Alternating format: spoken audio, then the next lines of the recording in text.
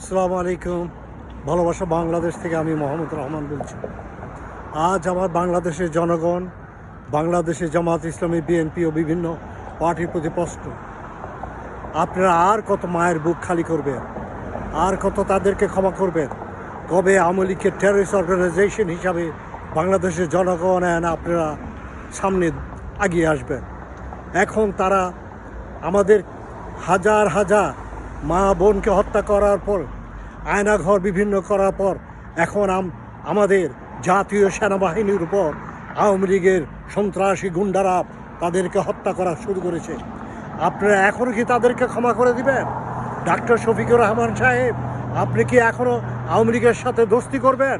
আপনি এখনও কি ইন্ডিয়ার সাথে দোস্তি করবেন?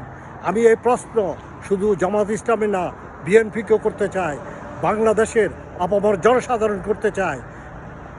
দেশি বিদেশি যারা রেমিটেন্স যোদ্ধা তাদেরকে এবং দেশের যোদ্ধাকে, ছাত্র সবাইকে এই কথা বলতে চাই, আপনাকে এখনও কি আমেরিকা মাফ করে দিবেন?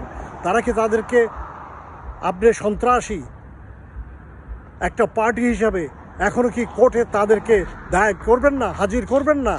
আপনারা তাদেরকে করেন, নাহলে মনে রাখবেন আপনাদের বিপদে কেউ আর আগিয়ে আসবে না, আপনাদের ভয়াবহ অবস্থা হবে। এবং স্পেশালি যারা দেশের সাথে, এই জাতির সাথে, এই আন্দোলনের সাথে গাদ্দারি করেছে তাদেরকে ক্ষমা করা হবে না। মনে রাখবেন আপনাদের অবস্থা খুবই খারাপ এবং শোচনীয় অবস্থায় আপনারা পড়বেন। আপনাদেরকে সেইভাবে, যেইভাবে মতিউর রহমান নিজামী, কাশেম মুজাহিদ এদেরকে ফাঁসিতে নিরপরাধভাবে হত্যা করা হয়েছে, আপনাদেরকেও ডাক্তার শফিক আপনাকে এইভাবে ফাঁসির কাস্টে ঝুলে তারা হত্যা করবে।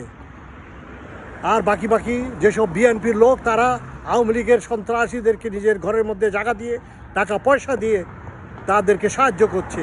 আপনারা সতর্ক থাকেন, সতর্ক হয়ে যান, আপনাদের দিকেও বিপদ আসছে। তো আমি বাংলাদেশের আপামর জনসাধারণের কাছে বলছি, আপনারা দাঁড়ান, আপনারা উঠেন, এদের বিরুদ্ধে রুখে দাঁড়ান। আওয়ামী লীগ, ছাত্রলীগ, যুবলীগ এদেরকে সন্ত্রাসী দল হিসাবে ইমিডিয়েটলি আপনারা এদেরকে কোর্টে এদেরকে হাজির করেন এবং কোর্টের মাধ্যমে এদেরকে চিরজীবন পলিটিক্সে এদের বন্ধ করে দেন। বাংলাদেশ জিন্দাবাদ।